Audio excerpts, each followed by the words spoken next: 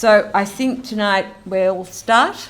We're going to review Australia's future, or what happened on Saturday after the 2022 federal election, which brought about a change of government, as you all know. Gerard Henderson will talk first, and Ticky Fullerton, who's the business editor-at-large at The Australian, will follow up with her more economic reflections on what it all means. Thanks, Gerard. Thanks. Well, thanks to some of you for coming along tonight, even knowing that Paul Kelly isn't here. Quite a sacrifice, I assume, but I'm going to do a Paul Kelly tonight, so there we go, as best I can. And it's great to have Ticky Fullerton here too. I'm a great fan of her work in The Australian and elsewhere. Now, without question, the 21 May election represented the greatest change in the Australian political system since the emergence of the two-party system in the years after Federation. So I've got one general and three specific reflections on the election itself, and then some on what happens after the election. First, in much of the media coverage on the ABC and The Guardian, what I call the Guardian-ABC axis, and to a lesser extent 9 newspapers, there has been scant discussion about the reality facing the new government led by Anthony Albanese, namely the possibility of a serious international downturn due to lingering effects of COVID-19, Russia's invasion of Ukraine and its impact on world energy supply and price, and the possibility of a world food crisis due to the inability of Ukraine to export wheat and the current drought in India. Now, Insiders is presented as one of Australia's leading current affairs programs. Due essentially to the decision of its executive producer and presenter, none of the above topics were discussed on the Sunday before or after Saturday's election. It was as if Australia is unaffected by international security and economic developments. However, these matters are likely to be of more importance than the outcome of last Saturday's election. And there was also the domestic discussion.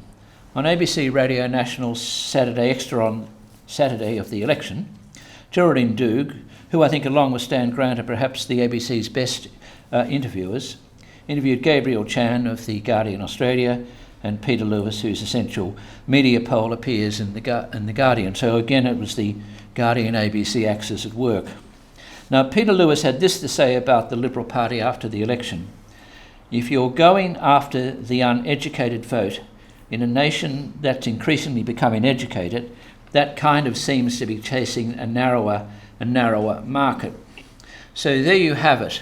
According to Peter Lewis, the current division in Australia is between the educated and the uneducated, not between those Australians with tertiary qualifications and those without, but between the educated and the uneducated. My father left school at 14, but he was far wiser than quite a few people I know with PhDs on meaningless topics.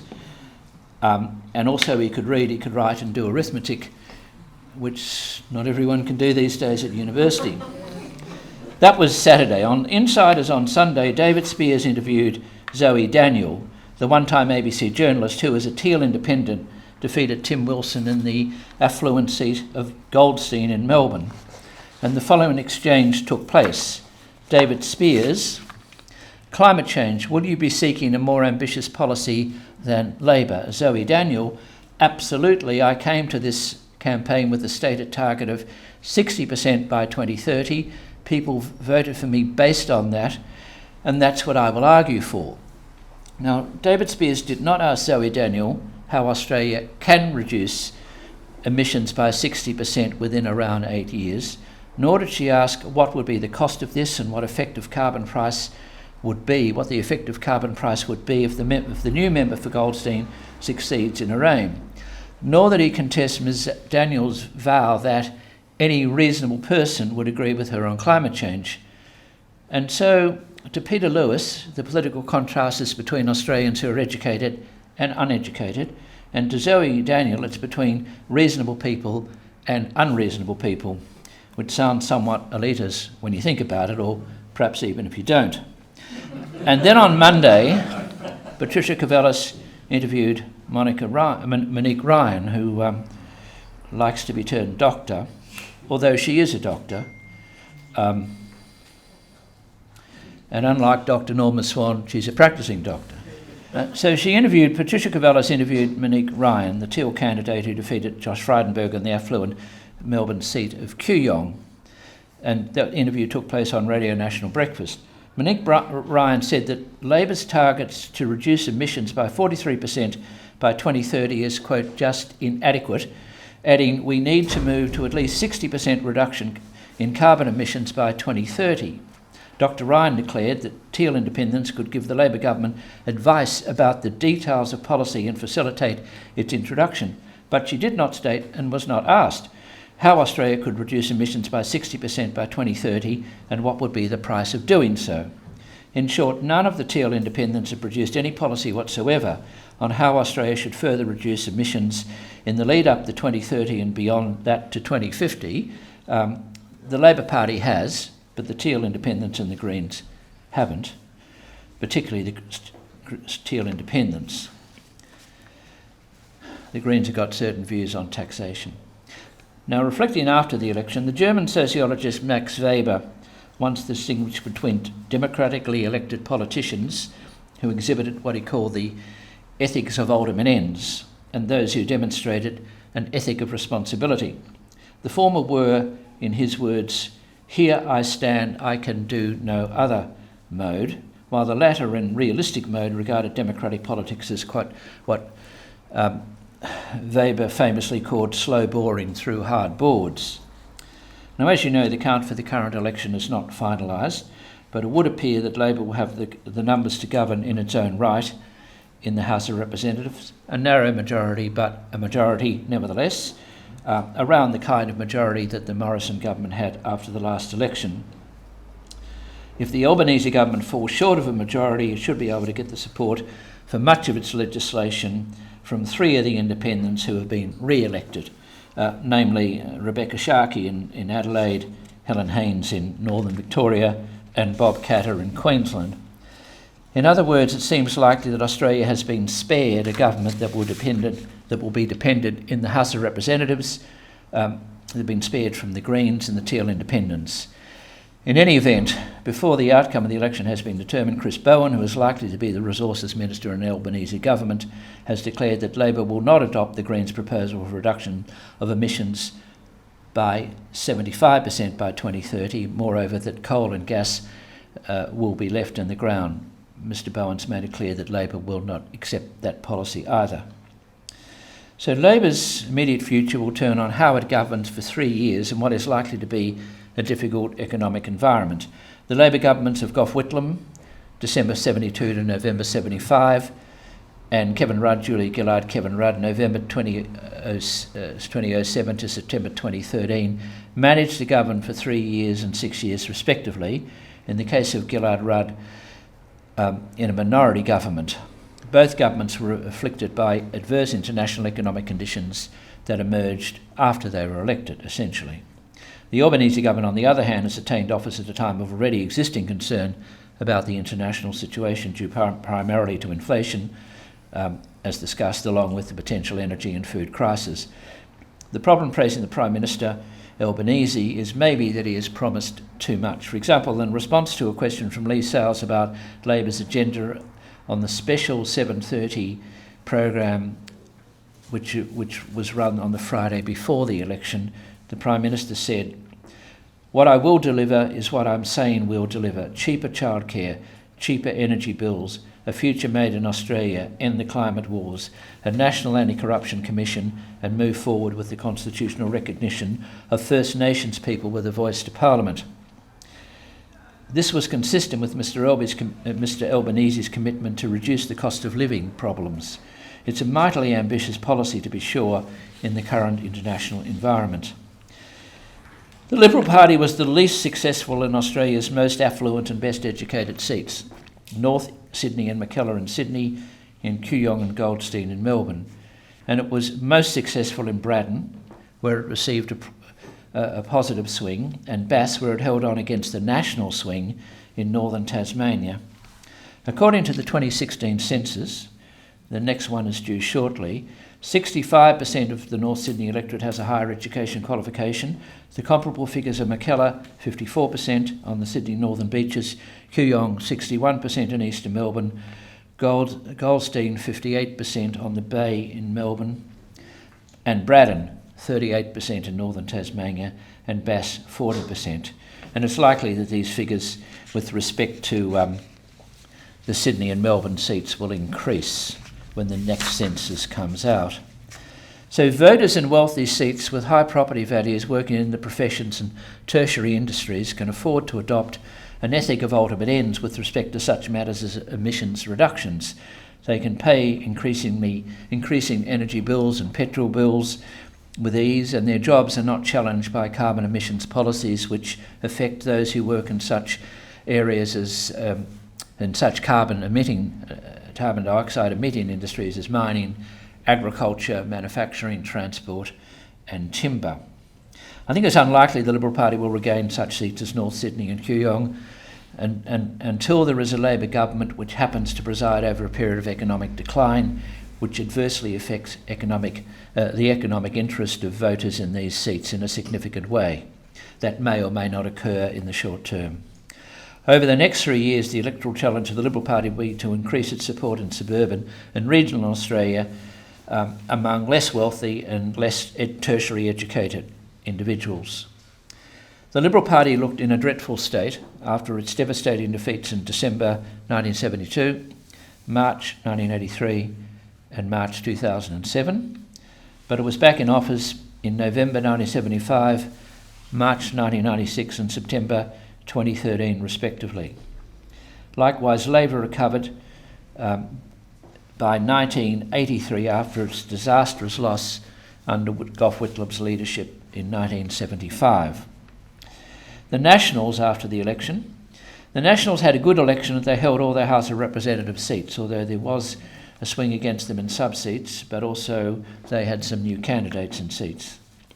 Some Liberal Party operatives believe that its support in metropolitan areas suffered as a result of the dislike of the National leader's Barnaby Joyce, of the Nationals' leader Barnaby Joyce. This may be the case, but the fact is that the Liberal Party cannot form majority government without the support of the Nationals, and the Nationals cannot hold cabinet positions unless they are part of the government led by a Liberal Party Prime Minister. So both parties have no option but to work together, as such successful long-term Liberal Party leaders as Robert Menzies, Malcolm Fraser and John Howard understood. Whatever the outcome of the election, it's likely that the Greens will have the balance of power or close to the balance of power in the Senate. I have argued for many years that it makes no sense for the coalition to preference the Greens over Labor, particularly those Labor members of a social democratic disposition who belong to the party's right-wing faction and strongly support the Australian-American alliance along with the right of Israel to exist within secure borders. In this election, Liberal Party preferences made it possible for Greens candidate Max Chandler-Mather to defeat Labor's Terry Butler in Griffith and to severely challenge Labor's Josh Burns in Macnamara, the old seat of Melbourne, the new seat previously called Melbourne Ports. This makes no sense from an ethic of responsibility point of view. In this context, it's worth remembering that the Greens leader Adam Bant entered the House of Representatives in 2010, replacing a Labor member, Lindsay Tanner, who retired. Bant entered the House of Representatives on the back of Liberal Party preferences. I don't think that was a very smart move. With respect to the Senate, it would make sense for the coalition to support some government legislation which has been opposed by the Greens and the green-tinged Teal independents, while indicating, if this is the case, that it opposes such legislation and would reverse it if necessary when the coalition regains office. The less the Greens and the Teal independents achieve in the Senate, the easier it will be for Australia and for the coalition when it's next in government, whenever that might be, 3 years, 6 years, 9 years, 12 years, who would know? In conclusion, the Liberal Party's worst electoral defeat probably occurred not last Saturday but on the 28th of September 1946, and its worst performance occurred in New South Wales, where the party was severely divided. It sounds somewhat familiar.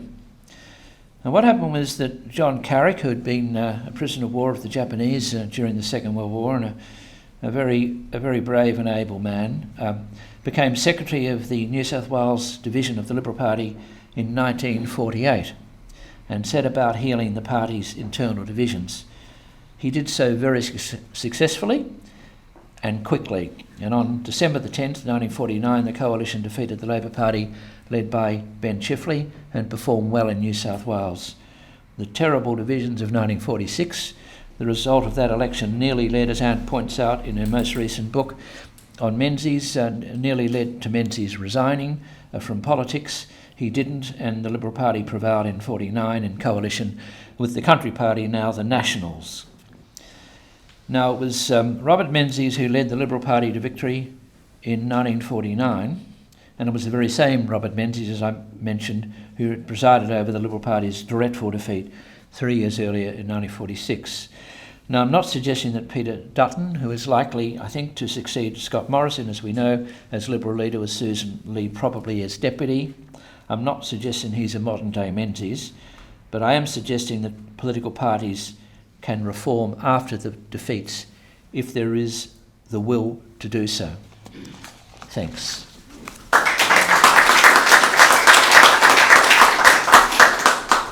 Thanks, Gerard. Now we'll hear Ticky Fullerton.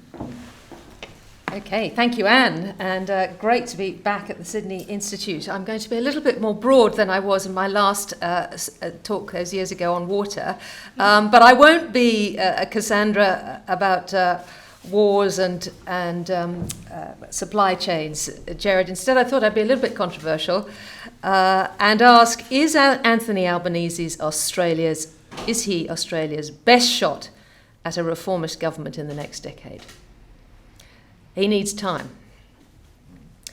Now, a reformist government, this one, at first glance, was nothing to see at all, is there? It's absolutely nothing to see.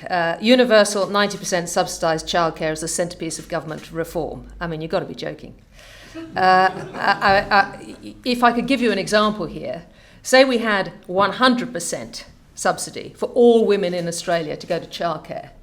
It won't be just the teal seats where the women go, well, I'm not working, but I'll just chuck them in. I'll just chuck them in for the day. And we're all working, doing 3-day weeks and everything else. Maybe we'll put them in there. This productivity, it's going to be shot out to the Productivity Commission, according to Labor. Well, I should hope so. And let's hope the PC does more with it than they did on the working from home, which was a disgraceful exercise. There was no productivity analysis whatsoever. But we'll see. So a reformist government, what do you have to be, in my view? Politically brave. It should be across your brief, and a knowledge of history, I think.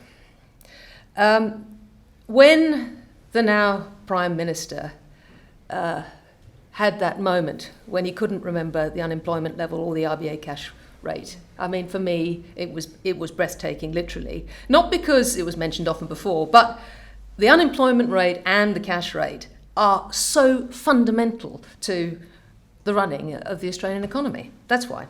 And yet this man, our leader, a consensus politician, businesses welcoming him.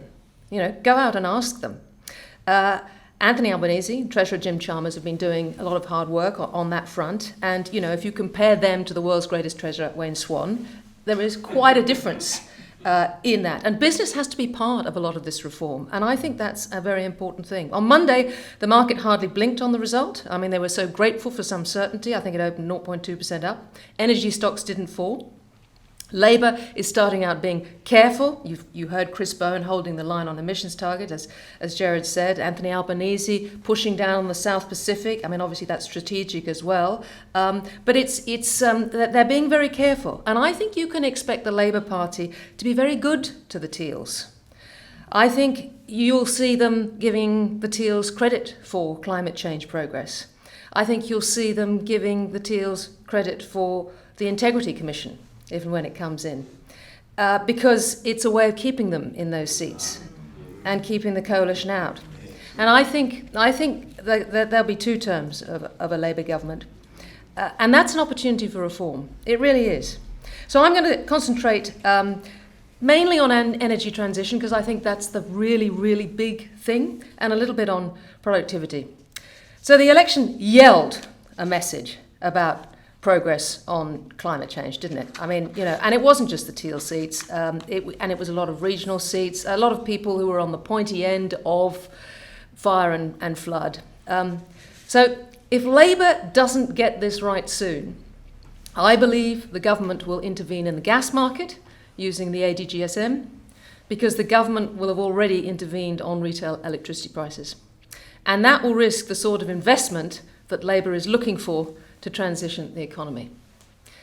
So, we're not at Kerry shots anarchy, but it is a real bloody mess, isn't it? We've got the cost of living crisis, we've got higher electricity prices we're seeing this week. Now, Labour promises to reduce prices for families by $275 by 2025. I mean, talk about promising too much, Gerard. The idea is this Labour's Powering Australia policy, fully costed, is going to spend to build infrastructure that attaches renewables in sort of energy zones to the grid. And they're going to do it faster, right? So they're going to push infrastructure fast. And that, I think, in itself is probably a good plan. Snowy 2.0, it will be ready, I think, in 2024. But the Hume Link, now Angus Taylor was very quiet on when the Hume Link, I don't think there is a date for the Hume Link, but that has to be built to link Snowy to Sydney, Newcastle and Wollongong. And this is the infrastructure challenge that we've got. The problem is I don't understand how power prices, family power prices are going to go down. And I think that's a problem.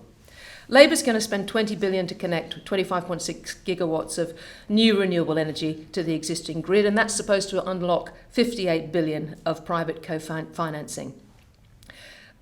So it's really hard to see how transmission costs are not going to go up. And they're quite a big chunk of the household energy bill. So how is this $275 fall going to work? If prices go up, we have intervention, we have investment risk on a Labour build. The Labour modelling underneath this is flawed. The Reputex model is absolutely flawed. Just ask Frontier Economics, Danny Price and Tony Wood at Grattan. The mistake they made, and I think it's an embarrassing and basic one, they've assumed that an 18% drop in wholesale electricity prices will also lead to an 18% drop in household prices by 2025, when we know that wholesale electricity prices only take up about 30% of a household bill. There's largely these transmission costs and a few other costs. So the whole, I'd say that's one problem they have, and the numbers literally don't add up. The second case is, in any case, wholesale prices are going up. I mean, we've seen this coming through with the regulator announcements this week. So there is a problem there. The second part of this is grid stability. And here we've got a whole lot more politics. Business has backed Labour's plan to use the safeguard mechanism to increase limits on industrial emissions. The issue now is about the speed at which those emissions-intensive trade-exposed industries are forced to come down. Now, we've had a lot of floods, we've had fires, and we've had droughts. Haven't had a lot of blackouts recently. And that's, I think, coloured the mood very much. Imagine if we'd had a few blackouts before this election. Coal still makes up 60% of the national energy grid. Kerry Schott at the Energy Security Board, she said, just get on with it, when she delivered her report a few months ago. And it was all about delivering a capacity mechanism where players like hydro and gas and coal were paid to have firm capacity. Now, there's been no progress on that under the coalition government. Now, what's Labour going to do about that? We've got an incredible UK precedent looking at us, and I'm not talking about since the Ukraine war, I'm talking about before that, when the wind didn't blow across Europe.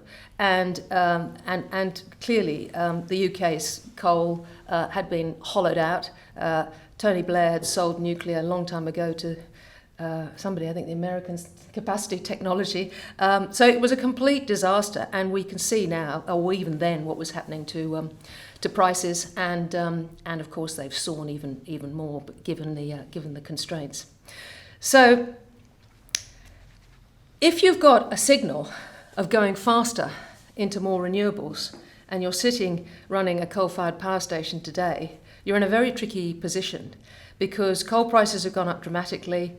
Most, certainly in New South Wales, are on the Hunter rail system, which goes out to Newcastle for export. So you've got the export price, you've got the coal miners wanting to push it out to export. Prices, frankly, are going up. So what do these guys do? Do they lock in 3-year contracts, thinking, oh, well, maybe the renewables, maybe something will happen, the renewables will actually work, batteries will come in, it will actually work, or do they not get the coal and then have to buy in the spot market? So, it's right. Mike Cannon-Brookes has blinked, right?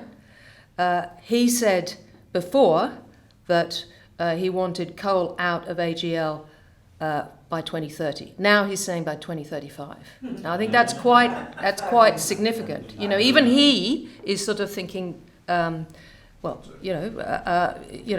a bit of a reality check, I think. So AGL is a very interesting development today, by the way, if you haven't caught up with it. But Hester, who's only a small holder in AGL, has actually backed Cannon-Brookes. So we'll see how the it's significant because it is an industry fund, and it is an industry fund looking to perhaps do something a little bit different for its members, and instead of getting out of coal altogether, being part of the transition. Right, that's how I think I read it, and a bit like Mark Carney and Brookfield, the former governor of the Bank of England. He says it's about going into those fossil fuels and being part of the transition, helping to do that. The other thing I want to talk about, which is really, really important, is carbon capture and storage. Now, I was at APIA the other day, and it's the IEA, the International Energy Agency, says no net zero without carbon capture and storage. 50% of hydrogen by 2050 is going to be made from natural gas in their net zero scenario. The CSIRO said it should have spoken out earlier. Chevron failed, right, to deliver 4 million tonnes of annual CCS in Australia, in the world's biggest project. But you know what? They've succeeded in delivering 2 million tonnes, right? And Chevron actually had a clip at Andrew Forrest last week, who was talking about lipstick on a pig, talking about these gas companies. And they made the point that since 2019, Chevron has actually captured the same amount of carbon that FMG has emitted. Yeah? CCS expectations are huge for net zero, a total of 200 times more than is being done today. Right, so it's a big challenge. In July, federal government CCS acreages are going to be coming out. It'll be very interesting to see what Labor does and the sort of pressure that the Teals put on that, because that's a big part of the future. Look, the last part of my talk, I did want to talk about productivity, and dare I go into EBAs, given the man on my right here. But as I see it, there are two really big problems. Why productivity is becoming more and more important now. One is obviously the wages growth problem, 2.4%, sluggish again, 2.4% to March. Real wages going backwards, inflation at 5.1, and we know what Anthony Albanese has said about what he would like to see of the Fair Work Commission. The second is that government spending will go up. Now, forget the 8.4 billion greater spend of Labour over the coalition. I mean, the 30 billion that you're going to get now in terms of commodity fillip for the budget, really, given that's over the forward estimates, it's nothing. It's more about basically ongoing deficits, $1 trillion of debt. I mean, a 1% interest rise on $1 trillion is 100 billion. That's order of magnitude. I mean, it is a problem. So productivity has to be the way out of this. Now, look, there's a lot of cynicism about, Anthony Albanese. He's no hawk, this Accord stuff. And it's very different times anyway, isn't it? I mean, in the 80s, there were very strong unions, and Hawke got the unions to agree to have a real wages cut in return for a social wage like Medicare. And it was all about restoring profits and growths and jobs. But the point about this is that it's about compromise. And Paul Keating is still alive, Bill Kelty is still alive, and these people I think should be talking to the current leadership. Does industry super want productivity? You'd think it would. I mean, yes, sure, they're union rooted, but there will be some different views happening there. And I think at the Prime Minister's Unemployment Summit, a deal on EBAs has to be, something that they should be aiming for. Now, obviously, the boot has scared away everybody during this election. And it's quite funny because boot and no disadvantage seem to me the words seem to reflect the reverse of what they really are. The no disadvantage, the better off overall test seems to be more like no disadvantage to me, but that's semantics. But the point is, there is work going on. There was work in 2020 between Jennifer Westacott and Sally McManus, who found some common ground not to get rid of it, but to sort of soften it in exchange for preferential treatment of union-backed EBAs. Now, look, others in business didn't like it, but it was a start. And Albanese is collaborative. So I think, it's important to not to scrutinise Labour, but also to actually encourage them with reform. Now, whether the unions, by the way, are going to use this as an opportunity to try and look at things like entering back into the workplace, and what Anthony Albanese does with that, that's a very interesting thing, because I don't think anybody is very focused on that. But look, I think there are real areas of opportunity there. I think the gig economy is another very interesting area. There's a bit going on with DoorDash at the moment in terms of not forcing rosters, but perhaps getting a bit more in terms of perhaps super or sick pay in return for flexibility. There might be something quietly done. Now, some of my great friends and people very close to me are very cynical about all this. But I do think we need some reform. And to sum up, I think basically under Scott Morrison, sadly, we had no real reform. I mean, we were coasting even ahead of COVID. And we're now at a time where whoever it is needs to get on with it. Thank you very much. I'm going to be presumptuous and do what Gerard does, ask the first question. To Ticky, yes.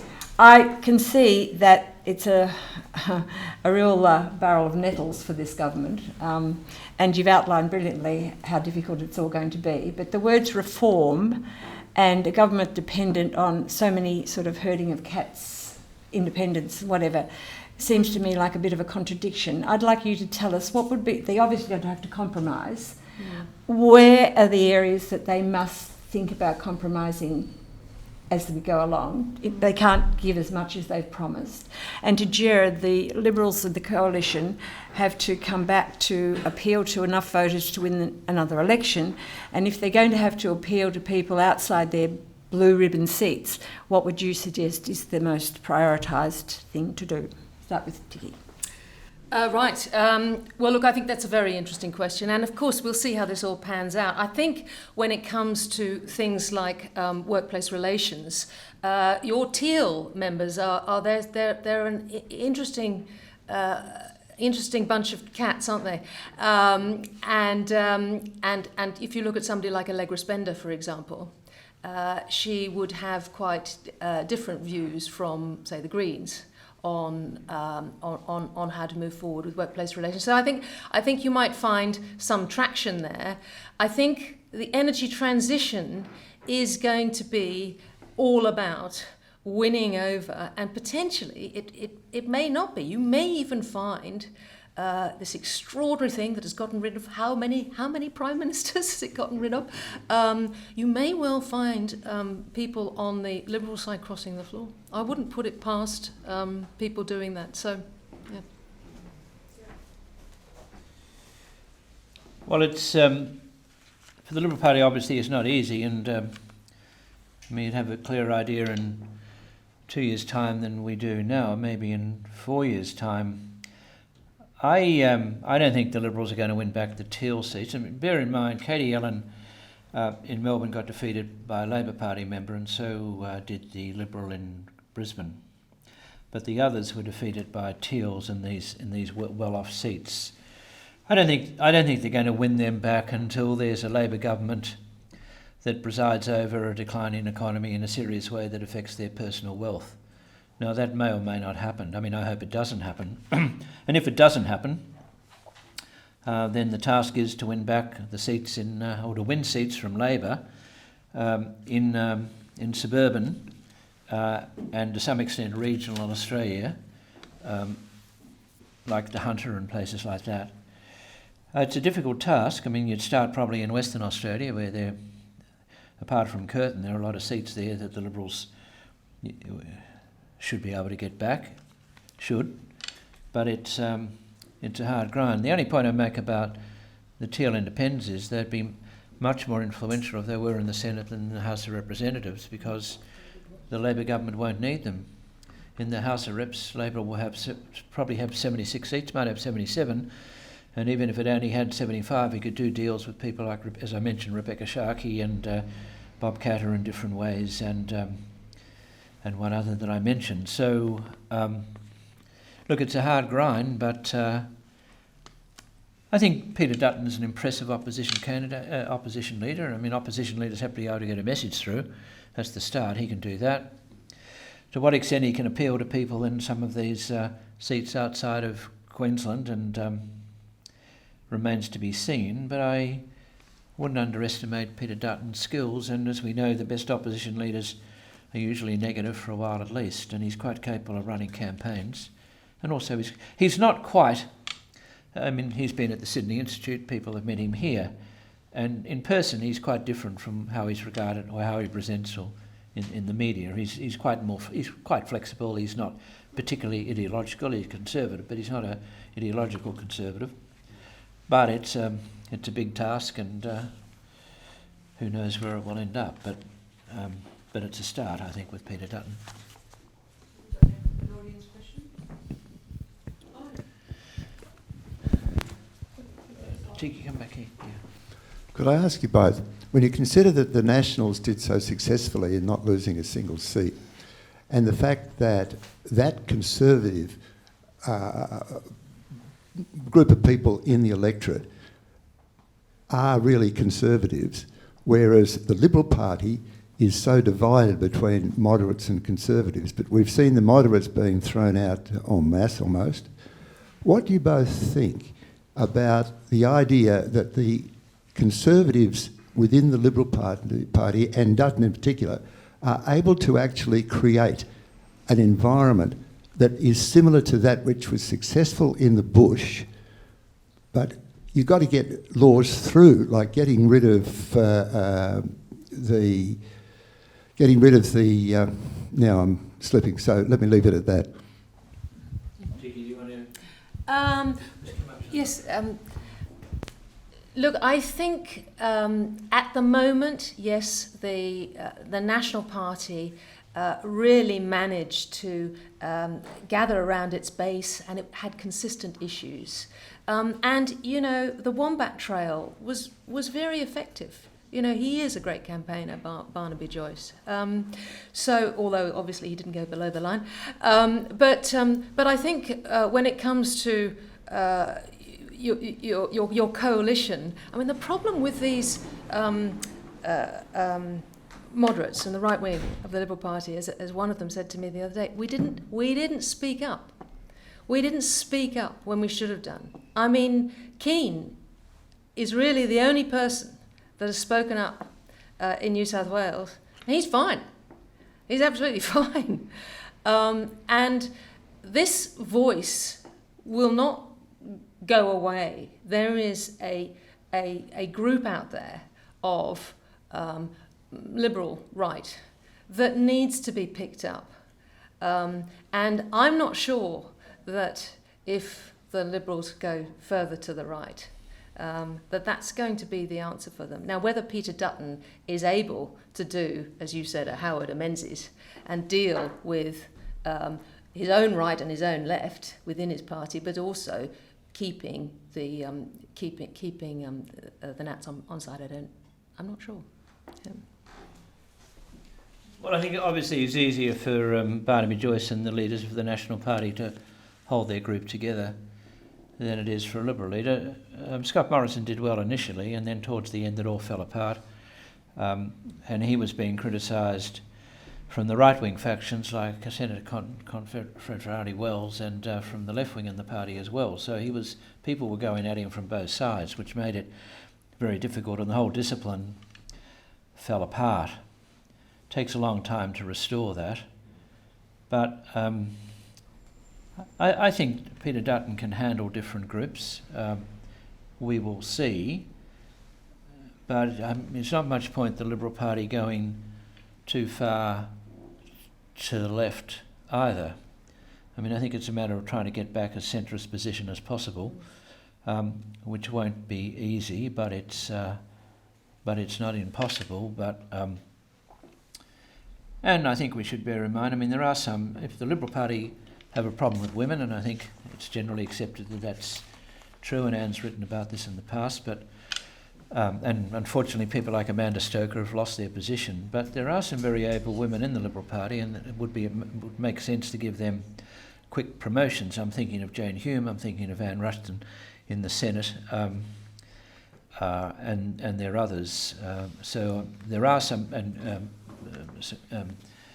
Ms Lee, who can probably going to fill the deputy leadership position. So there are some people there who can fly the flag until changes are made with pre-selection. But again, that's a difficult task. But it really all depends on the government. If the government goes well, and it may well do so, I agree essentially with what Ticky said. I mean, the government may well do so. It started off well on foreign affairs with the meeting in Tokyo this week. So if the government does well, it's going to be obviously much more difficult for the Liberals. But if the government does badly, an opposition party can move very quickly. It's happened between 46 and 49. What happened between 46 and 49? Ben Chifley had a crazy idea of nationalising the banks. And so the Liberals went from losers to winners in about 2 years.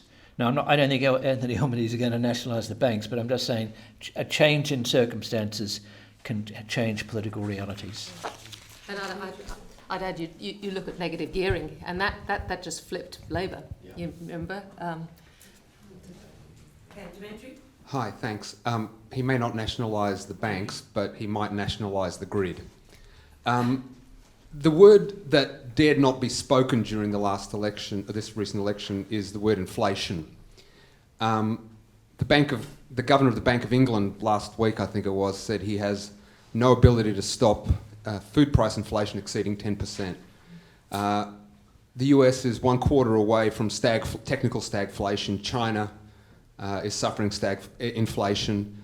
I think it's delusional that Australian officials think we're going to be spared. After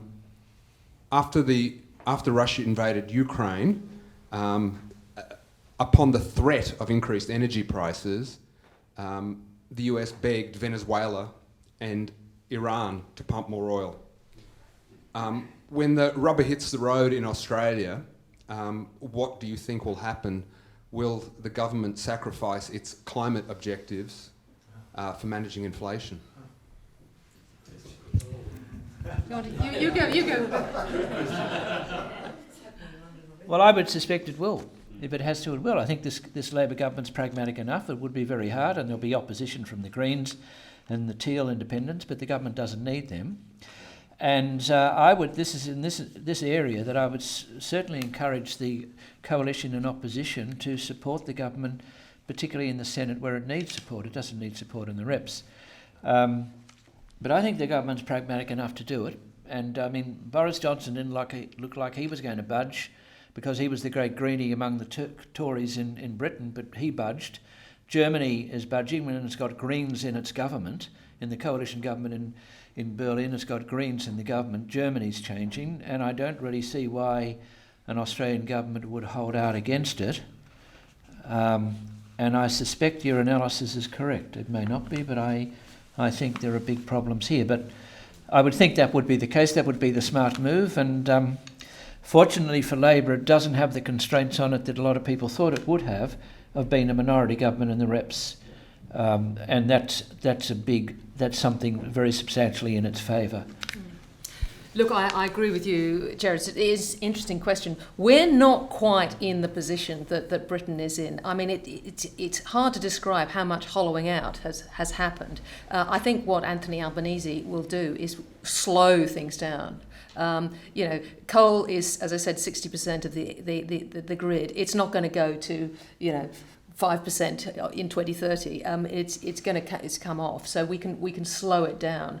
And another really interesting country to look at is New Zealand, actually, and probably more like what we're up to now. Their cash rate went up 50 basis points today. It's the second time in 2 months, and they're now sitting at 2%.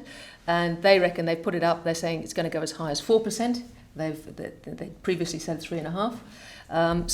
And they're in a world of pain. But I think there is a better capacity for us to be able, potentially, for the RBA to manage this situation. It may go higher than we think, but to manage it. But otherwise, the other thing I think bets are all off if we have a recession in the US. We have our commodities. We have our commodities in this country. It's an extraordinary, extraordinary gift. John, Ticky. Yes, John. So sorry. Yeah, just briefly on the commodities, you're absolutely right. And if there's one country in the world that's at the moment is beautifully situated, Yes. both energy and food and metals are what we export. And frankly, there's been very little discussion of that anywhere. And I think it's going to be one hell of a boom like the Korean War. But if you look at the teals, at the future of the teals, what's interesting I think is that you have to look at each electorate, because some of them, for instance, Kooyong, the teal, obviously Ryan did very well in first preferences. If you look at others, like Wentworth and North Sydney, they got in because of second preferences from Labor. And each of those electorates, I think, needs separate analysis rather than simply making a broad stroke statements about the teals as a whole. I think several of them are quite vulnerable.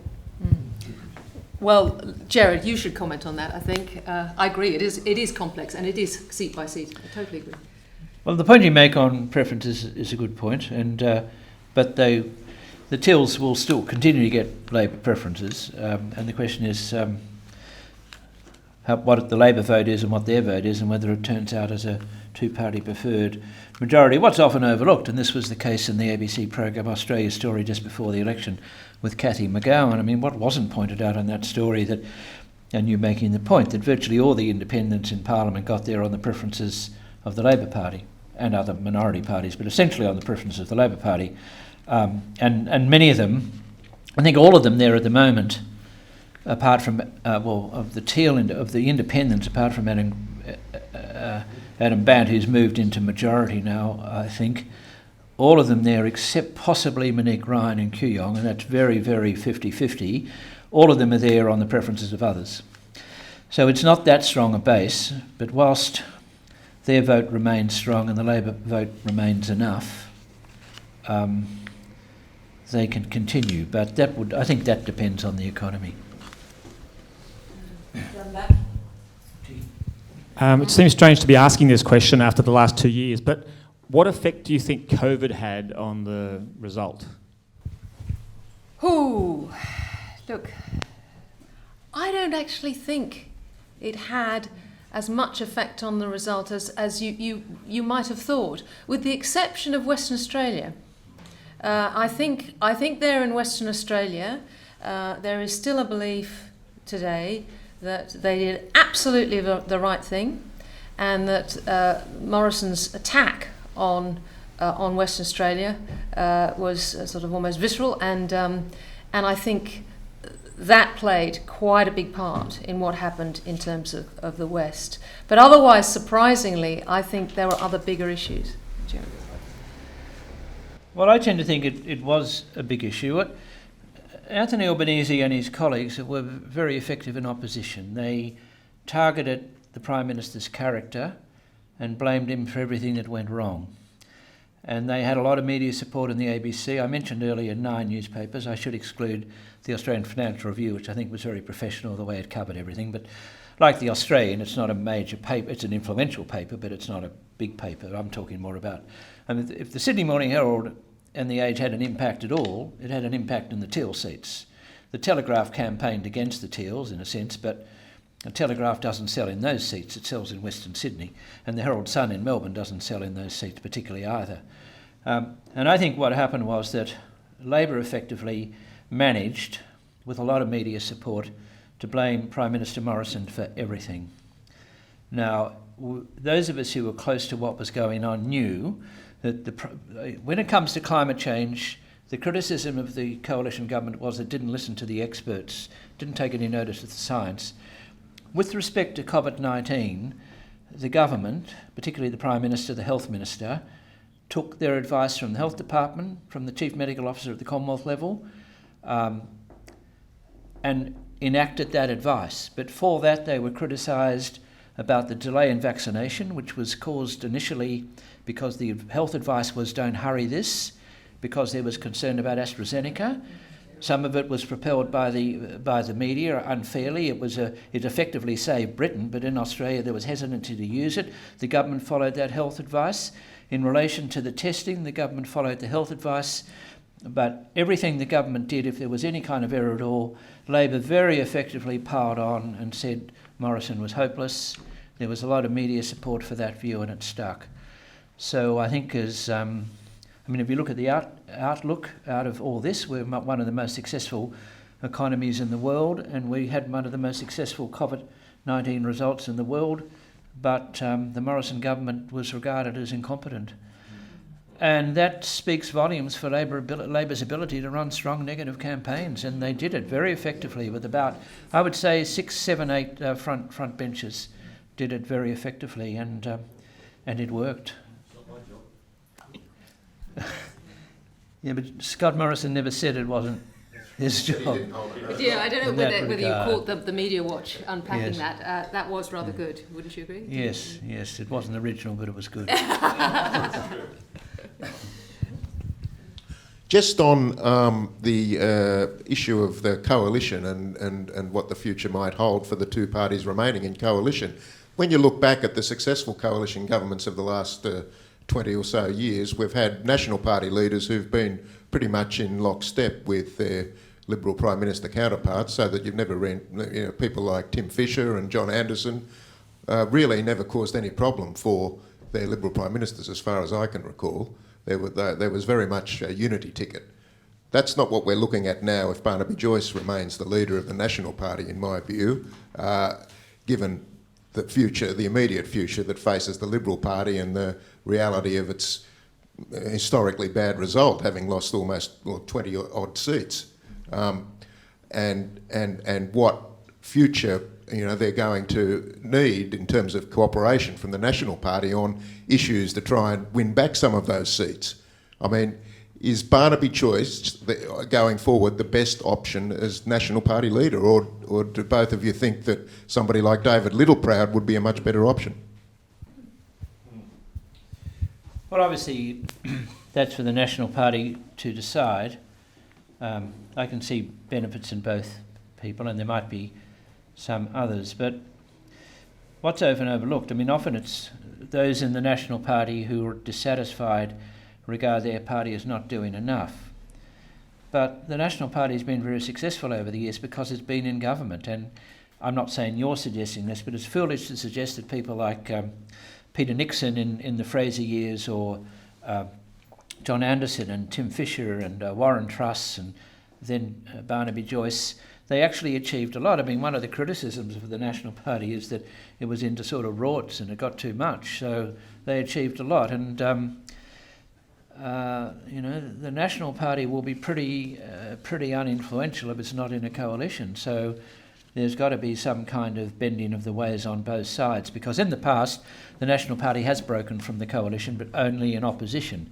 It did it in the Snedden opposition days, and there are a couple of other occasions. I'm talking after the Second World War. There was a bit of that before the Second World War. And I think they need to be in coalition, because that's the only way they'll be in government. Otherwise they'll just be a large minority party without much influence. Yeah, I'd add to that, although I would say, when Barnaby Joyce starts sort of whistling that he might review the 2050 target now after the election, if he starts going down that route, I don't think David Littleproud would take that route. And I think it's unconstructive of Barnaby Joyce to do that in the current landscape. I really do. Having said that, Peter Dutton is the best person, in my view, to keep the coalition together right now, and I 100% agree that's really important, but the Nats feel stronger. They feel stronger relative to the Libs, you know. And they'll have more position in the shadow cabinet because they've got a high proportion. That's a good point. As to Barnaby Joyce, has been a bit of a wild horse. I agree with you. I have a question about the energy transition and climate change policy. Thank you for mentioning all the policy on CCS and all those. One of the factors for the outcome of this election is moderately ambitious policy, while somehow talking to the business sector, then responding to the public sentiment. Yeah. And So- now I think the new ministers are saying that adopting the more ambitious steel or green policy, Yeah. sticking to 43% as promised, committed before the election. Yeah. My question is, how will this government policy develop against very violent public opinion on the right hand? Because on the one hand, still the co-workers are there. On the other hand, some ideological ambitious people there. How can the government manage this current policy in the next 3 years or beyond? Well, they've got to manage the tricky middle, don't they? And your point about the new government being very clear that they weren't going to go down the teal targets right up front, and let alone the green targets. I think that was a really, as Gerard has said as well, that's a really, really important first stand to make. But, you know, on other things, I think it really will be a suck it and see. And as prices start going up, as I say, if there's going to be intervention in retail prices, the government intervenes, which they may well have to. That's going to be painful for them. Now, petrol's at $2 at the pump, isn't it now? Back at $2. Do we think the Labour Party is going to put 22 cents back on the Bowser in September, given what that might do to inflation? I doubt it. Yeah. No, I agree with Ticky. I think there's someone here. Anyone else? Yes. Ticky, just come back here. Yes. Oh, I'm so sorry. Sorry. Thank you, Gerard. Thank you, Ticky. This is a very simplistic question. Are we ever going to see the end of all this climate change stuff? Because it seems to have led us down the most weird paths, and recently there was a banker in the UK who got up and said his piece and immediately got the sack. Yes. And I can't remember his name, and I'm not financially, good enough to say exactly what he was saying, but it seemed to me he was throwing a heap of manure on the whole thing. Yes. And I'm wondering, how long is this going to go on for? Yeah. Well, and how long are we only going to hear one side of the story? Well, the answer is, I think, quite a long time until we start making progress on it, and I think there will be a shift to more progress on it. Look, I don't know whether, I certainly don't think he should have been sacked. I mean, that goes against every bone in my body, because I think people have a right to whatever, even Roan Dean. I used to sit there with my show on Sky and go on on the weekend, and leading into my show was 5 minutes of climate denial every week, and of course it's a broad church, but I think this election has shown you that it's not just young people. It's actually becoming, certainly as we're getting these big climate events, it is an issue that we've got to try and solve. It's much bigger than Australia, though. It's much bigger than Australia. Well, that's true, of course, with Australia has 1.3% of emissions, but if you follow some of the reporting in the last recent times, you'd think we can stop floods and fires and droughts. As to your question, look, it's a good question. I think the atmosphere will remain as it is until and unless there are blackouts. Then people change their mind. But if things are going along reasonably well, look, it's a very nice kind of issue to proclaim, because you feel virtuous. It doesn't really cost you anything if you've got some money. If you don't have money, it does. But if you have money and petrol price 20 cents a litre doesn't mean anything, and 20% increase in energy prices doesn't mean anything to most, not all, to most people who live in Kooyong and North Sydney. It doesn't mean much, and they can feel virtuous about it. But if the lights go out, or if they can't use their mobile phones, then there'll be rebels in the street. There'll be insurrection. So we will see. Or you can't charge the electric cars.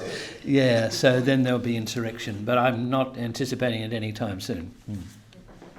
Well, that seems to be it, folks, at 7 p.m.